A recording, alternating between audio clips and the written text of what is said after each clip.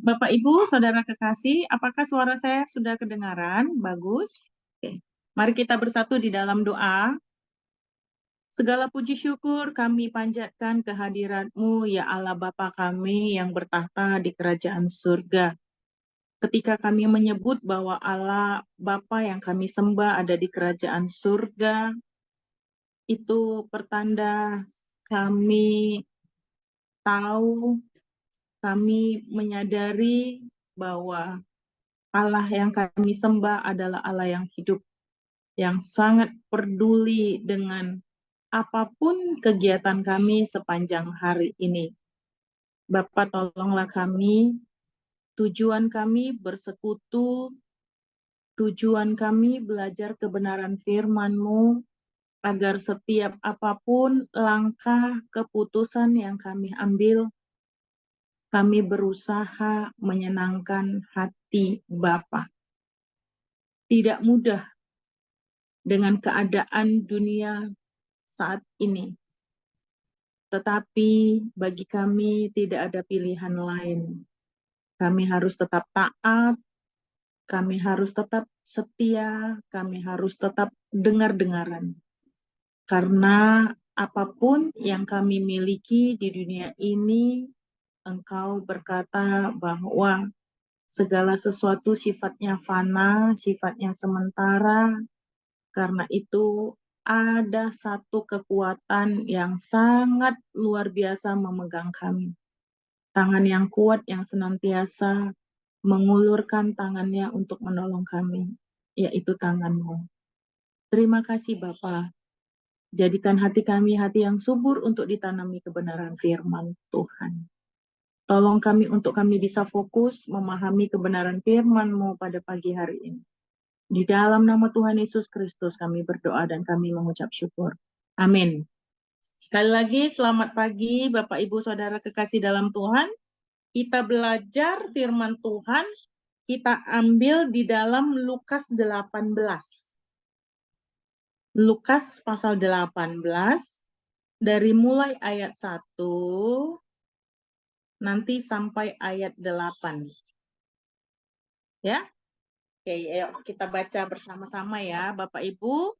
Lihat Alkitabnya di rumah masing-masing. Saya baca dari sini. Perumpamaan tentang hakim yang tidak adil.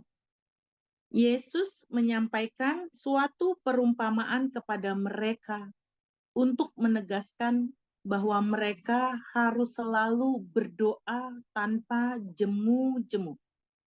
Kata Yesus, di sebuah kota ada seorang hakim yang tidak takut akan Allah dan tidak menghormati seorang pun. Di kota itu ada juga seorang janda yang selalu datang kepada hakim itu dan berkata, "Berikanlah keadilan kepadaku terhadap lawanku." Beberapa waktu lamanya hakim itu menolak. Namun kemudian hakim itu berkata di dalam hatinya, "Walaupun aku tidak takut akan Allah dan tidak menghormati seorang pun, tetapi karena janda ini menyusahkan aku, baiklah aku memberi keadilan kepadanya, supaya jangan terus saja ia datang dan akhirnya menyusahkan aku, melelahkan aku." Kata Tuhan, perhatikanlah apa yang dikatakan hakim yang tidak adil itu. Tidakkah Allah akan memberi keadilan kepada orang pilihannya yang siang malam berseru kepadanya? Apakah ia mengulur-ngulur waktu sebelum menolong mereka? Aku berkata kepadamu, ia akan segera memberi keadilan kepada mereka. Maksudnya ia itu Allah ya. Tetapi ketika anak manusia itu datang ke bumi, apakah anak manusia itu akan mendapati iman di bumi? Nah, Bapak Ibu Saudara kasih dalam Tuhan, mari kita perhatikan. Nah, Bapak Ibu Saudara kekasih dalam Tuhan, mungkin ayat ini sudah sering kita dengar. Dan sering sekali statement atau kata kuncinya seringkali dikutip yang di ayat 1, harus berdoa tanpa jemu-jemu. Ya, seringkali itu yang dikutip dan itu yang sebenarnya diperdalam ya. Sebenarnya nggak salah sih kalau penerapannya sesuai dengan ayat-ayat yang di bawahnya. Nah, saya mengambil judul firman Tuhan pada pagi hari ini adalah sebenarnya fasiknya keadaan dunia zaman sekarang. Mari kita belajar. Bapak Ibu Saudara kekasih dalam Tuhan, ini perumpamaan, ini ilustrasi yang diberikan Tuhan Yesus kepada para pendengarnya. Kalau kita baca keseluruhan kitab Lukas ini adalah Yesus banyak mengajarkan kepada para pendengarnya bagaimana sebenarnya mengikuti Tuhan Yesus yang sesungguhnya. Ada judul di situ dikatakan harga mengikut Yesus, upah mengikut Yesus, ya kan? Orang kaya sukar masuk kerajaan Allah, bukan berarti nggak bisa ya. Nah, itu semua sebenarnya perumpamaan yang diberikan Tuhan Yesus. Ada harga sebenarnya untuk mengikuti Tuhan Yesus. Ya, perhatikan. Nah, ada dua tokoh yang kita lihat. Satu hakim yang lalim, yang tidak takut akan Tuhan dan tidak takut kepada siapapun. Yang kedua, janda miskin. Ya, Bapak Ibu, Saudara kekasih dalam Tuhan. Nah, saya coba merenungkan ayat ini, Bapak Ibu, Saudara kekasih dalam Tuhan. Maksudnya apa sih ketika di ayat terakhir Tuhan Yesus katakan, tidakkah Allah akan memberi keadilan kepada orang-orang pilihannya yang tadi berdoa tidak jemu-jemu di atas yang kita ini kan yang kita baca, yang siang malam berseru kepadanya. Apakah ia mengulur-ngulur waktu sebelum menolong mereka? Aku berkata kepadamu, ia akan segera memberi keadilan. Ia akan segera memberi pertolongan kepada mereka yang berseru-seru. Tetapi masalah yang sering dihadapi, adakah anak manusia itu atau Tuhan Yesus nanti ketika datang ke dunia mendapati iman di bumi? Nah, coba kita perhatikan dan renungkan. Saya ambil pertama-tama mengenai janda ini. Siapa janda itu? Ini sebenarnya janda ini, janda yang yang sedang susah hatinya, ini berbicara sebenarnya kepada kita orang percaya. Pelayan-pelayan Tuhan. Saya nggak katakan pendeta ya. Semua sebenarnya orang percaya wajib menjadi seorang pelayan. Nah, saya mau katakan, menjadi seorang pelayan sebenarnya adalah bagaimana seluruh kegiatan kita, aktivitas kita, keputusan yang kita ambil, cara berpikir kita itu betul-betul nggak menyenangkan hati Tuhan. Itulah sebenarnya pelayan, seorang pelayan yang sebenarnya. Nah, janda ini sebenarnya bicara tentang kita, orang percaya. Di satu sisi, kaki kita katakan kita percaya ke Tuhan. Tetapi di satu sisi, kita mencoba mencari kenyamanan, keadilan, serupa dengan dunia ini. Sampai-sampai kita mungkin kehilangan warna bahwa kita ini anak-anak Allah, Bapak Ibu Saudara kekasih dalam Tuhan. Ya. Jadi sebenarnya kata kuncinya bukan hanya berdoa yang tidak jemu-jemu.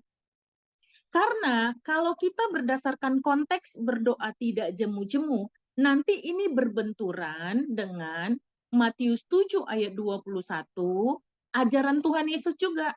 Bukan orang yang berseru kepada Tuhan, Tuhan, Tuhan yang akan masuk ke dalam kerajaan surga, tapi yang melakukan.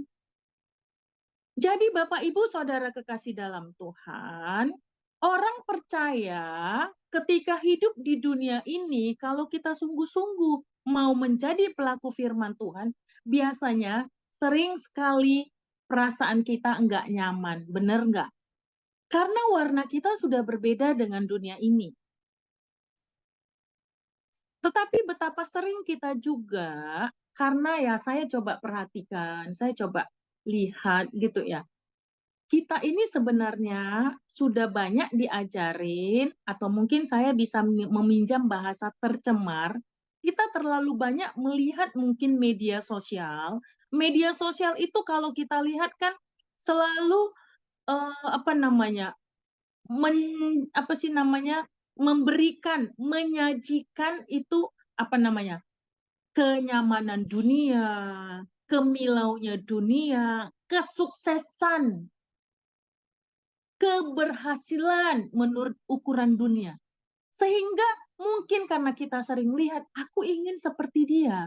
Gimana aku juga ingin terkenal seperti dia. Zaman sekarang, Bapak, Ibu, Saudara kekasih dalam Tuhan, untuk terkenal sebenarnya ada banyak cara, walaupun mungkin tidak mudah, tidak gampang. Benar nggak? Buat konten, buat apapun itu di media sosial. Itu sebenarnya mungkin nggak salah, kalau itu atas persetujuan Tuhan.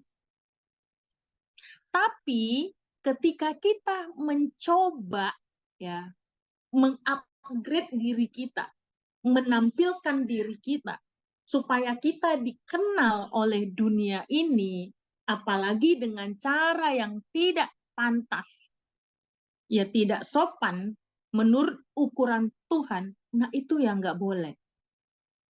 Nah, coba perhatikan. Ada tadi di ayat 4, beberapa waktu lamanya hakim itu menolak. Namun kemudian ia berkata, walaupun aku tidak takut akan Allah. Nah, artinya sering sekali anak-anak Tuhan yang mengaku orang percaya meminta pertolongan, standar kita itu, bantuan kita itu kepada dunia. Mungkin ini banyak penafsirannya macam-macam ya Bapak Ibu Saudara kekasih dalam Tuhan ya. Mungkin nggak harus ke orang pintar. Mungkin nggak harus ke Gunung Kawi.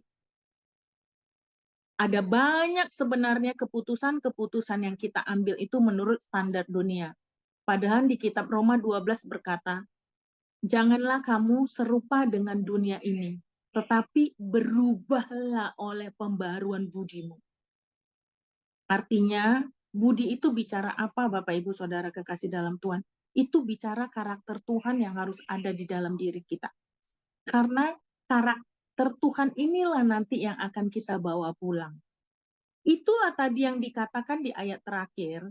Ketika anak manusia itu datang, apakah ia akan mendapati iman di bumi? Sekarang iman itu apa?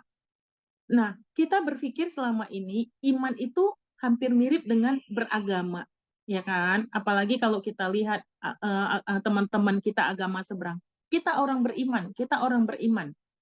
Tetapi maaf, dikatakan orang beriman, mereka sendiri menganiaya yang tidak sepaham dengan mereka. Mereka tidak segan-segan membunuh, tetapi mengucapkan iman. Nah, kalau ukuran orang percaya, iman itu apa? Iman itu adalah kita berusaha gimana ya caranya? Apakah keputusan yang aku ambil, apa yang kupikirkan itu menyenangkan hati Tuhan gitu loh. 2 hari yang lalu saya seperti apa ya, seperti bukan mendapat sesuatu ya, tapi diingatkan kembali. Itu lagu Pak Fernando tadi terakhir. Apa Pak yang tadi ada kata baru, lagu terakhir apa tadi Pak Fernando? Apa ada hal yang baru ya, pertolongan yang baru ya. Nah, saya waktu 2 hari yang lalu itu termenung seperti begini. Maksudnya apa ya hal-hal baru yang diberikan Tuhan? Jadi saya waktu itu merenung seperti ada di dalam hati saya mengajarkan seperti ini. Bapak Ibu Saudara kekasih dalam Tuhan, ketika kita sungguh-sungguh mau percaya, mau menjadi pengikut Tuhan, itu pasti karakter kita dibentuk Tuhan lewat pergumulan, lewat masalah. Benar nggak? Itu nggak mudah, sangat tidak mudah. Kita pasti diberi kesulitan-kesulitan, kesulitan di dalam pekerjaan, kesulitan di dalam pelayanan. Kita pasti diberi kesulitan-kesulitan. Disinilah kita harus menang. Ketika kita mengambil keputusan yang untuk mengenakkan daging kita, Bapak Ibu Saudara kekasih dalam Tuhan, sebenarnya nggak ada hal yang baru yang Tuhan didik, Tuhan ajarkan.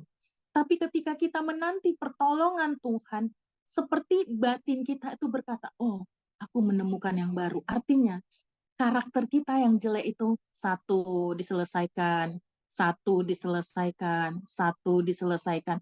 Sampai akhirnya kita menjadi sempurna seperti yang dikatakan Tuhan Yesus di dalam kitab Matius. Hendaklah kamu sempurna, sama seperti Bapamu yang di surga sempurna.